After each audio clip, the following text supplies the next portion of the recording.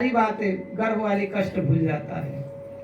अंत में फिर वही रंग में रंग जाता है, फिर सत्संग से वंचित हो जाता है, भक्ति से वंचित हो जाता है और फिर 84 लाख जोनियों में वो चला जाता है। तो ये 84 लाख जोनियों में हम लोग भटक रहे हैं। उसको छुड़ाने का एकमात्र है कलयुग में केवल हरि नाम संकीर्तन। तो जो भगवान के नाम का आश्रय लेगा वो सहज ही भवसागर से पार हो जाएगा, उसमें कोई दुराई नहीं। ये सत्संग क्या है? ये नौका है, जहाज है, पानी वाला जहाज। जैसे कितना भी कोई बड़ा तैराकी हो समुद्र को पार नहीं कर सकता है, और कोई जहाज में बैठा हो तो वो सहज ही पार कर जाएगा समुद्र, कोई कष्ट नहीं होगा। ऐसे ये सत्संग है, भगवान का नाम है, ये बहुत बड़ा जहाज है। ठाकुर जी का चरण कमल बहुत बड़ा जहाज है। और कोई ठाकुर जी के चरण का आश्रय ले लेता है, सत्संग का आश्रय ले लेता है, नाम का आश्रय ले लेता है, तो सहज ही ये भवसागर से पार हो जाता है। कोई और दूसरे साधन से हम भवसागर से पार नहीं होंगे, केवल मात्र इससे। इस समय हम जग कर नहीं सकते क्योंकि शुद्ध सामग्री नहीं है, शुद्ध मंत्र का उच्चारण करने वाले नहीं है। वेद का जो मंत्र है ना, वेद का मंत्र अगर उसको स्वर भेद हो जाएगा, उच्चारण में भेद हो जाएगा, वर्ण में त्रुटि हो जाएगी तो उल्टे जजमान को वो हानि देता है। इसीलिए एक कलयुग में जग वर्जित है। यहाँ पता नहीं जग भया होगा, देसी गाय का घी होगा कि नहीं। देवता लोग देसी गाय जो होती है देसी नस्ल के, उसके घी के अगर हम आहुति देते हैं तो उसको देवता लोग ग्रहण करते हैं। जर्सी गाय के घी नहीं, भैंस के घी नहीं। तो आजकल घी मिलना मुश्किल है। गाय ही नहीं है तो घी कहाँ से आएगा? देसी गाय नहीं है तो घी कहाँ से आएगा? इसीलिए ये सब न जानने कारण आदमी उसी में संतुष्ट हो जाता है। नाम कहा जाए बोले ये बेकार है, नहीं हम जग करेंगे। ये जग आज के लिए नहीं है, जग है लेकिन इस सतयुग के लिए है, दूसरे युग के लिए है। आज है केवल हरि नाम, प्रभु का नाम। इसको लेकर के हम सहज ही भवसागर से पार हो सकते हैं। तो ये हर युग के जो निवेदन किया गया, अलग अलग धर्म बताए गए हैं। तो ये भाइयों ने बोले कि आपस में, अरे पिताजी ने बोले कि ये धोखा दे रहे हैं, हम तुमको उपाय बताते हैं। अंगिरस नाम का ब्राह्मण जग कर रहे हैं, तुम वहां जाओ और वो तुमको पर्याप्त धन देंगे।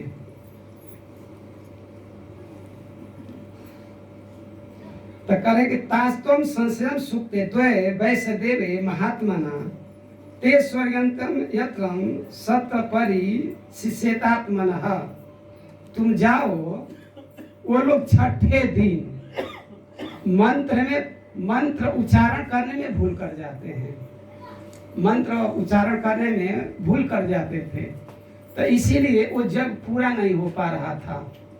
नभग जी अपने पुत्र नभा को बता रहे हैं कि तुम जाओ और उनको त्रुटियों को बताओ, तो वो त्रुटियों बता दोगे और वो जब उनका समाप्त हो जाएगा और वो जब स्वर्ग जाएंगे। स्वर्ग मतलब इंद्रलोक, चंद्रलोक, ये स्वर्ग है। और स्वर्ग का मतलब वैकुंठ भी होता है। जैसे पूतना को भागवत में वर्णन है 10वें स्कंद में, भगवान ने स्वर्ग दिए, तो वहां स्वर्ग का मतलब वैकुंठ दिए, अपना धाम दिए। तो ये जो ऋषि हैं स्वर्ग जाने के लिए जग कर रहे हैं। कौन सा जग? ये जग का नाम है अंगिरस। इस जग को कर रहे हैं। देखिए स्वर्ग में जाने पर भी यहाँ आना पड़ता है। ते तम भुक्त्वा स्वर्ग लोकम विशालम क्षीणे पुण्य मृत्यु लोकम विसंति। स्वर्ग में जाने पर भी जीव को यहाँ आना पड़ता है। इसीलिए स्वर्ग अस्थाई नहीं है, स्वर्ग के देवता अस्थाई नहीं है, सबको इस संसिद्ध के चक्र में घूमना पड़ेगा। लेकिन भगवान का ऐसा धाम है, न तद्भाते सूर्य न शशांको न पावक यद गत्वा निवर्तन्ते तद्धाम परम मम। गीता में भगवान कहे हैं कि हमारा जो धाम है, कैसा धाम है, जीव वहां चला जाता है तो वहां से वापिस नहीं आता है, ये संस्कृति के चक्र में नहीं पड़ता है। तो ये भगवान का धाम है। तो हम वैकुंठ जाएंगे कैसे, भगवान के पास कैसे जाएंगे? तो भगवान कहते सर्वधर्मान परित्यज्य मामेकम शरणम भज अहम त्वाम सर्व पापे भयो मोक्ष जिष्यामि मा शुचः। माँ शुचः, तुम चिंता मत करो। क्यों चिंता न करें? धर्म छोड़ देंगे तो पाप नहीं लगेगा क्या? बोले पाप नहीं लगेगा। क्यों नहीं लगेगा? क्योंकि तुम मेरे शरण में आ गए हो, तुम मेरे शरण में आ गए हो, तो इसीलिए धर्म छोड़ने में पाप नहीं लगेगा। इस पर भी आचार्य लोग कहे हैं कि धर्म का मतलब कर्म के फल का त्याग।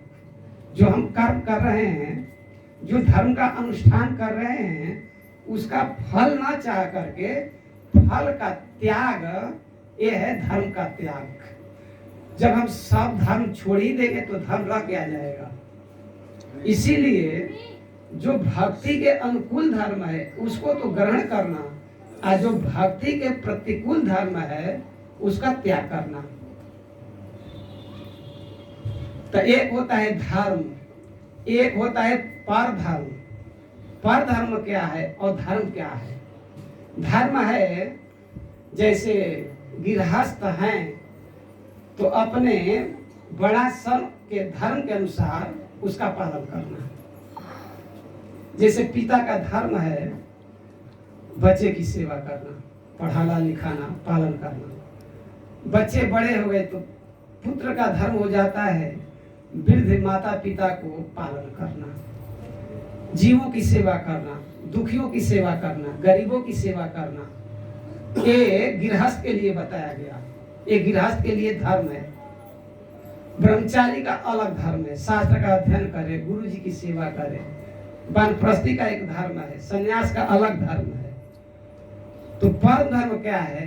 तो सवै पुषा परो धर्मो जतुर भक्ति अधोक्षजे अहेतुक्य प्रतिहता जजात्मा संप्रसिद्धति। सवै पुषा परो धर्मो जतुर भक्ति अधोक्षजे। परम धर्म है अधोक्षज, भगवान की भक्ति। अधोक्षज भगवान का एक नाम है, तो उनका भक्ति एक परम धर्म है। तो परम धर्म को स्वीकार करना चाहिए। लौकिक कर्म करते हुए परम धर्म को स्वीकार करना है एक गृहस्थ को, क्योंकि खेती हम छोड़ नहीं सकते, कहाँ जाएंगे? खेती तो करना ही पड़ेगा। उसके साथ साथ हमको भगवान की भक्ति करना है। वास्तव में गृहस्थ कहते हैं उसी को जो अपने वर्ण के अनुसार गृहस्थ धर्म का पालन करे और घर में ठाकुर जी हो, उनकी सेवा हो, उनको भोग लगे, उनकी आरती हो। जैसे यहाँ आप देख रहे हैं जगन्नाथ जी हैं, इनकी आरती होती है, इनको भोग लगाया जाता है, इनको शयन कराया जाता है, इनका श्रृंगार किया जाता है। आप सब देख सकते हैं। ये सौभाग्य सबको प्राप्त हो सकता है, आपको भी प्राप्त हो सकता है जब इसको स्वीकार करेंगे। तो उसमें क्या आनंद है, जो करता है वो जानता है, जो करता नहीं वो क्या जानेगा? रबड़ी नहीं खाया तो रबड़ी का क्या स्वाद है कैसे कोई जानेगा? खाने को पता चलेगा। ऐसे ही नाम में क्या स्वाद है, भक्ति में क्या स्वाद है, सेवा में क्या स्वाद है, वो बिना किए पता नहीं चलेगा। आप सोच सकते हैं ये सब पागल है, मूर्ख है, देखो ये सब छोड़ छाड़ करके ये सब आए डोल रहे हैं। ऐसा नहीं है। आदमी बहुत लोग कहते हैं फालतू लोग हैं, ऐसा नहीं है। ये फालतू लोग नहीं है, ये जगत के भूषण हैं, संसार के भूषण हैं। आग लगी आकाश में, टुक टुक गिरे अंगार, संत न होते जगत में जल जातो संसार। ये संसार जल जाता। संत नहीं होते तो ये पृथ्वी टिक नहीं सकती। ब्राह्मण नहीं होते तो पृथ्वी टिक नहीं सकती। गौ माता नहीं होती तो पृथ्वी टिक नहीं सकती। सती नारी नहीं होती तो पृथ्वी टिक नहीं सकती। ये पृथ्वी को धारण यही लोग किए हैं। तो ये पृथ्वी भी अपने को धन्य मानती है। जब भक्त जन्म लेता है, अवतार लेता है, भक्त लोग आते हैं, संत लोग आते हैं, और वहीं जब दुष्ट लोगों का जन्म होता है तो पृथ्वी दुखी होती है।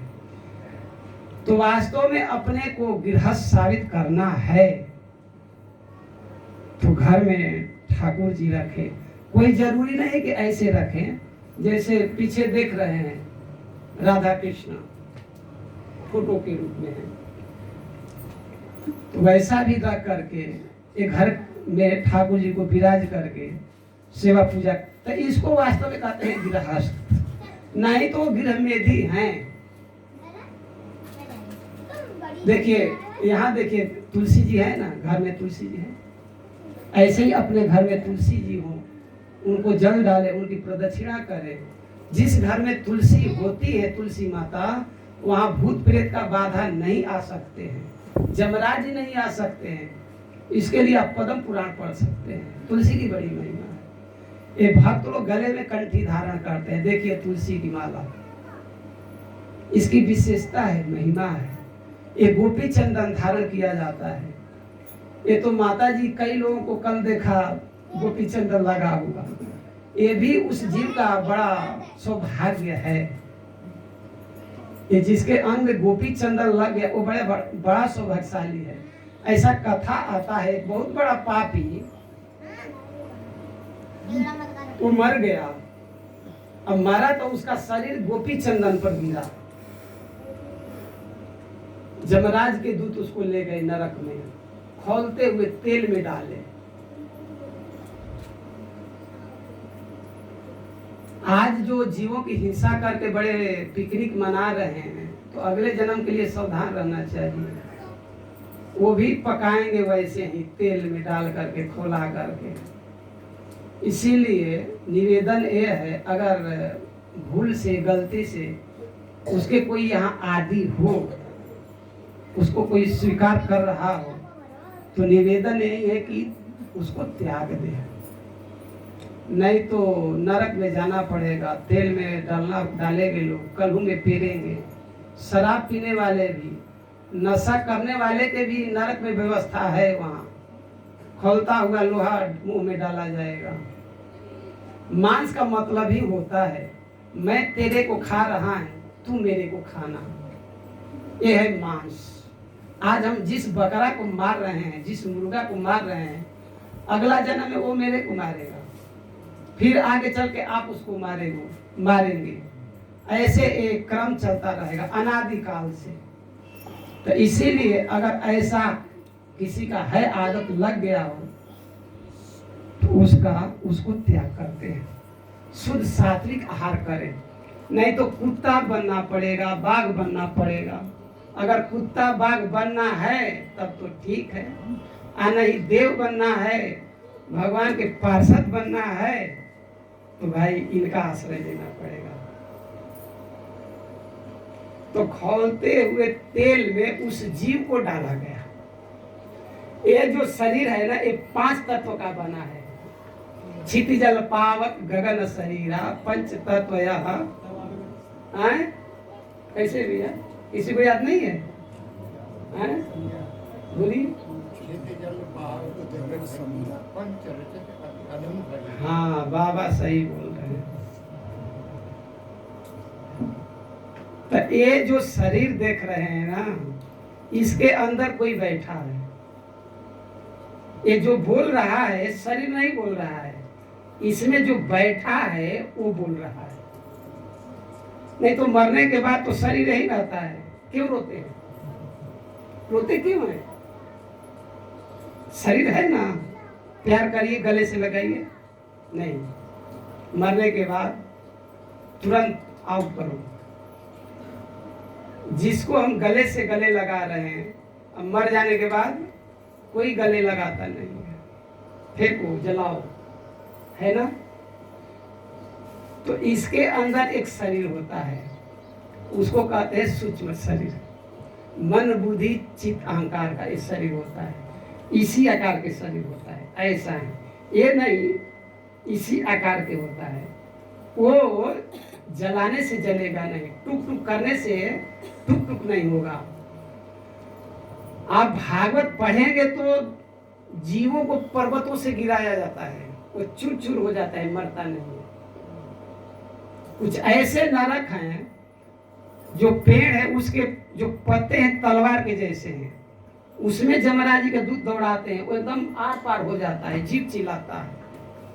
कुछ ऐसे नरक है जहाँ तांबे का भूमि है, एकदम तप, और उसको लाखों करोड़ों वर्ष जीव उस पर तड़पता है।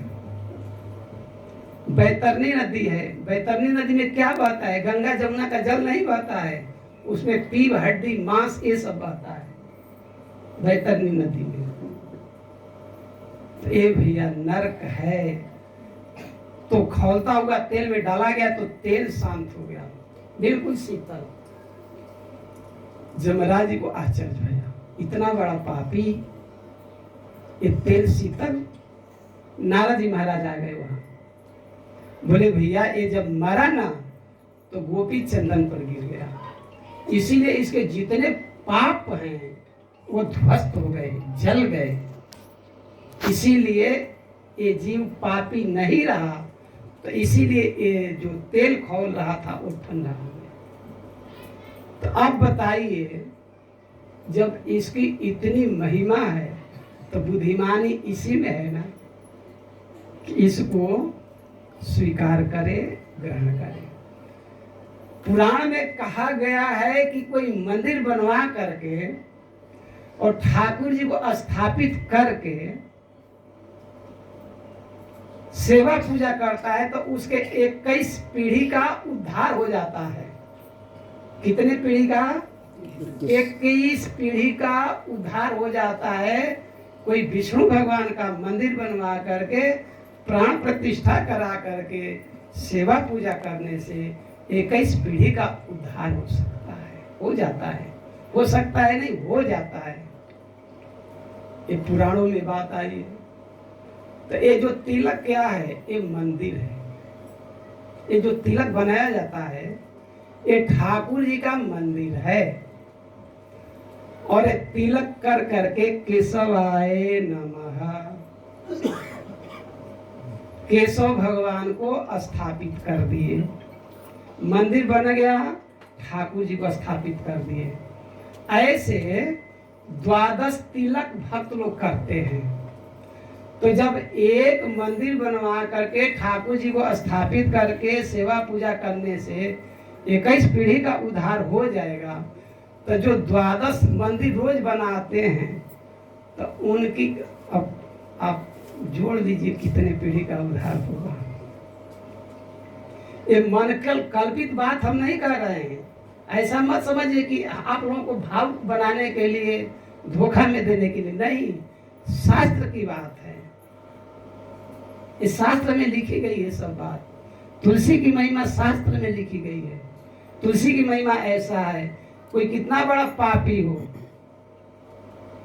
अगर वो उसके चीता में उसके बॉडी के साथ, शरीर के साथ तुलसी की लकड़ी, सूखी तुलसी की लकड़ी अगर डाल दी जाए तो वो जीव वैकुंठ धाम चला जाता है। तो ये तुलसी की महिमा है। अब इससे बड़ा महिमा क्या हो सकता है?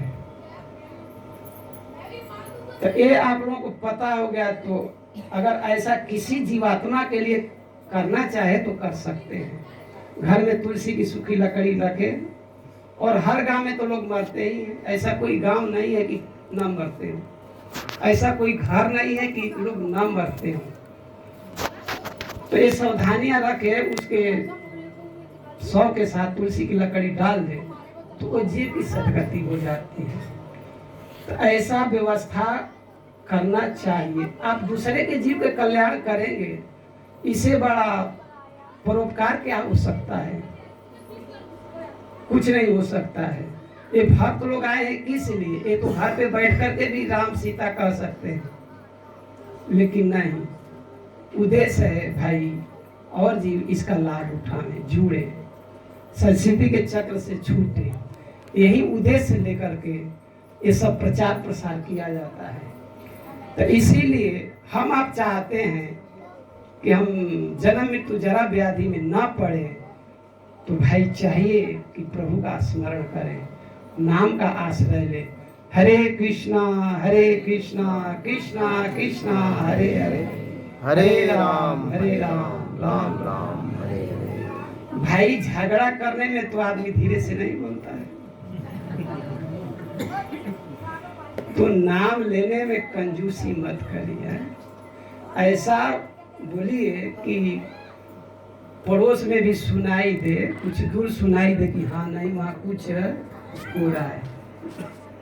ईमानदारी से बोलिएगा, हरे कृष्णा कृष्णा कृष्णा हरे हरे, हरे राम राम आप ही लोग बताइए, ईमानदारी से बोले हैं? हमारे समझ से नहीं बोले, नहीं बोले, केवल यहाँ से बोले हरे कृष्णा। यहाँ नाभि से लगाइए जो। कौन कितना आवाज में बोल सकता है? बोलिए बोलिए, हरे कृष्णा कृष्णा कृष्णा हरे हरे, हरे राम चलो 99% ऊपर है, 1% बाकी है। खैरगढ़ वाली बात नहीं आई हैं? अभी, खैरगढ़ वाली बात आई नहीं है। मतलब इतनी ताकत नहीं है ना, खैर होती है लोगों की, अभी खैर नहीं है अभी। गिरिराज महाराज की जय, सावरिया सेठ की जय। जय श्री राम, राधे जय श्याम श्री राम, श्याम।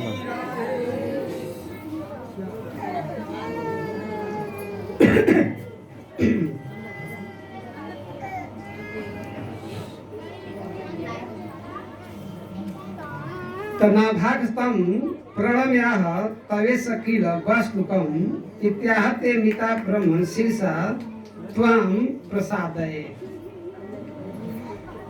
सुनिए सुनिए, हरे कृष्णा। कौन चुप चुप कर रहा है? कोई बात कर रहा है? बंद करिए।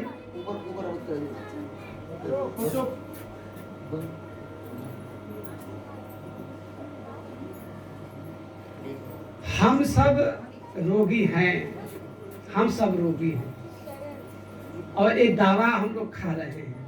हरि नाम जो है, कथा है, ये रोग को मिटाने के लिए दवा है। तो इसीलिए सावधान होकर के सुना जाए। भैया मोबाइल क्या कर रहे हैं? सबके चरणों में निवेदन है, डिस्टर्ब ना हो।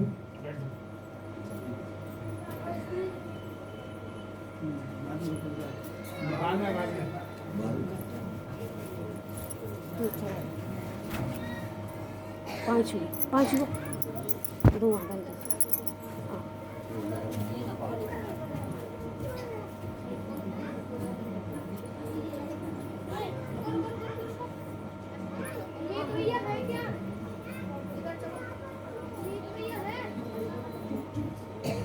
हरे कृष्णा।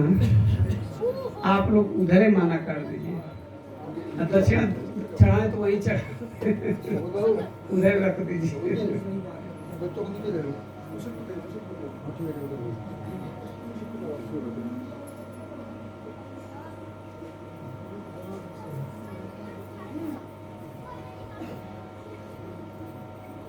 श्री नभाग जी महाराज वहां गए और ऋषियों को मंत्र बताए। ऋषि लोग स्वर्ग चले गए सारे धन को दे करके। तो जब वो नभाग जी उस धन को बिटोर रहे थे, तो उत्तर दिशा से एक काला पुरुष आए।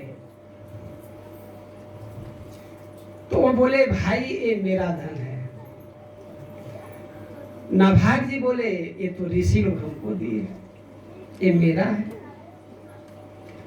तो काला पुरुष बोले कि इसका निर्णय आपके पिताजी करेंगे। आप अपने पिताजी के पास जाइए और पूछिए कि ये धन किसका है। तो नाभाग जी महाराज अपने पिताजी के पास गए। एक्चुअली यहाँ पूरा हमको प्रकाश दिखाई नहीं दे रहा है, जो श्लोक है ना वो पूरा हमको आँख की कमजोरी से दिखाई नहीं दे पा रहा है, इसीलिए श्लोक हम नहीं बोल पा रहे हैं।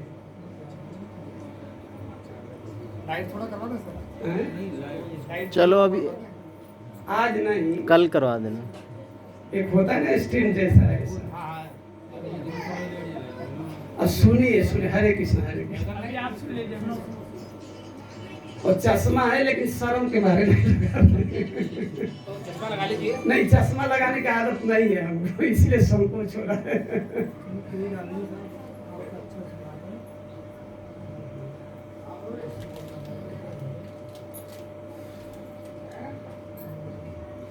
क्या कह रहे थे हम? ये पिताजी निर्णय करेंगे। हाँ,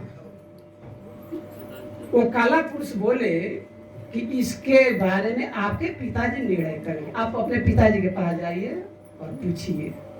तो नाभाग जी महाराज अपने पिता नभग के पास गए, चरणों में प्रणाम किए, बोले पिताजी वो जो धन है वो किसका है? एक काला पुरुष उत्तर दिशा से आए हैं और वो कह रहे हैं कि ये धन मेरा है। तो उनके पिताजी बोले हाँ बेटा, उस धन पर उसी पुरुष का अधिकार है, आपका तुम्हारा अधिकार उस धन पे नहीं है। तो नाभाग जी महाराज आए, चरणों में प्रणाम किए, बोले भगवान पिताजी ने हमारे कहे हैं कि ये धन के अधिकारी आप, हम नहीं है। तो काला पुरुष कौन थे? शंकर जी थे। वो काला पुरुष भोलेनाथ है। तो उनके पिताजी बोले थे कि उन्हीं का है। तो शंकर जी बोले कि तुम्हारे पिताजी ने धर्म के अनुकूल निर्णय किए हैं और तुम भी धर्म के अनुकूल बताए हो। जो तुम्हारे पिता कहे हैं वही बात तुम हमको बताए हो, छल कपट नहीं किए हो, इसीलिए हम तुम पर प्रसन्न हैं, अति प्रसन्न हैं। और ये धन भी दे रहा हूँ और ब्रह्म ज्ञान भी दे रहा हूँ। उनके पिताजी बोले थे, बताए थे कि बहुत पहले ऋषियों ने वो धन जग के अवशिष्ट भाग को शंकर जी को नियुक्त किए हैं। भागवत में कथा है चतुर्थ स्कंद में। चतुर्थ स्कंद के शुरू में ही दक्ष प्रजापति के पुत्रियों की कथा है। तो उसमें जो सबसे छोटी थी सती जी, तो सती जी का विवाह शंकर जी से भया है। दक्ष प्रजापति के 16 कन्याएं होती हैं, जिसमें 13 धर्म को दिए, एक अग्निदेव को दिए, एक पितरों को दिए, और जो सबसे छोटी सती थी वो शंकर जी को ब्याही गई थी। तो ब्रह्मा जी महाराज दक्ष प्रजापति को पतियों के नायक बना दिए। तो नायक बना दिए तो दक्ष प्रजापति को अभिमान आ गया कि मैं इतने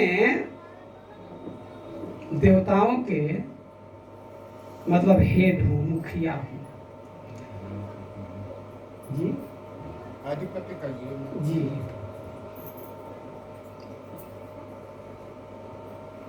तो एक बार की बात है, बहुत बड़ा देवताओं का सत्र था, जिसमें श्री ब्रह्मा जी महाराज थे, शंकर जी थे, सारे देवता वहां थे। तो दक्ष प्रजापति बाद में आए। कभी कभी ऐसा होता है, जो थोड़ा होते हैं अपने को नेता आदि, सोचते हैं कि हम बड़े ये हैं, तो सोचते हैं बाद में भी चलेंगे, पहले चले जाएंगे तो हमारा उतना मान सम्मान नहीं होगा। सब लोग आएंगे, खचाखच भरा रहेगा, जाते ही खड़ा हो जाएंगे, जय जयकार करेंगे, हमारा एक मतलब उचित मान सम्मान होगा। कुछ लोगों का होता है लेट करने का आदत। तो ऐसे ही वो गए तो जितने भी थे सब खड़ा हो गए उनको देख करके। ब्रह्मा जी खड़ा नहीं भाई, क्योंकि ब्रह्मा जी पिताजी हैं और शंकर जी भगवान के नाम में मस्त थे। पुनि पुनि राम राम दिन राति, सादर जपहूं अनंग अराती। आप लोग क्षमा करिएगा, शंकर जी के उपासक हैं। शंकर जी क्या कर रहे हैं? पुनि पुनि राम राम दिन राति, सादर जपहूं अनंग अराती। शंकर जी रघुनाथ जी की भक्ति कर रहे हैं ना। और काशी में भोले बाबा क्या करते हैं? कैसे मुक्ति देते हैं जीव का? राम नाम सुना करके। यही बात है ना जी, हम सब जानते हैं राम नाम सत्य है। सत्य है। तो सत्य वस्तु को अभी से ग्रहण कर क्यों नहीं करते? अभी से ग्रहण करना चाहिए ना, ग्रहण करना चाहिए। जब सत्य है तो सत्य वस्तु को ग्रहण करें। असत्य क्या है? ये संसार के भोग, संसार के धन संपत्ति, ये असत्य है। ये साथ नहीं जाएगा, साथ जाएगा ये सत्संग, साथ जाएगा आप लोगों का कीर्तन, साथ जाएगा ये जगन्नाथ जी का दर्शन, ये साथ में जाएगा। और कोई लेकर गया है ना जाएगा, आया है जो जाएगा।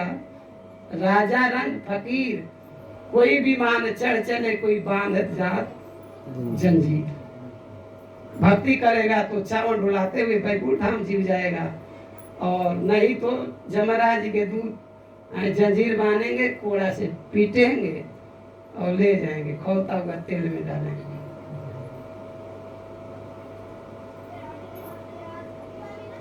हम लिंक भूल गया, बताइए आपको क्या हम कह रहे हैं? हाँ सती। जी, सती जी की। तो शंकर जी वो भजन में मस्त थे। कौन आया कौन गया उनको पता नहीं, और कौन प्रणाम करता है इधर दृष्टि नहीं जाती है, कौन प्रणाम नहीं कर रहा है उधर दृष्टि जाती है।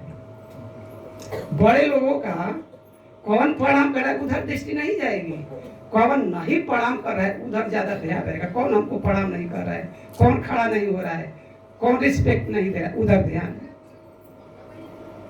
तो दक्ष प्रजापति का भी ध्यान किधर गया? शंकर जी की तरफ, शंकर जी की तरफ गया। और गया तो उनको अपमान का अनुभव भया। बोले ब्रह्मा जी को कहने से अपनी कमल नयनी पुत्री को, ये भंग धतूर खाने वाले, नंगे रहने वाले, ये भस्म लगाने वाले, हड्डियों के माला पहनने वाले पागल को मैंने विवाह किया। इसको चाहिए था कि ये खड़ा होकर के हमको सम्मान करता, आदर देता। एक तरह से हमारा एक पुत्र है, लेकिन ये कुछ नहीं किया। इतना मतलब तड़ंग भड़ंग कर करके आउट हो गए। तो वहाँ कोलाहल मचने लगे। भृगु जी महाराज जी भी थे और नंदीश्वर बाबा भी थे।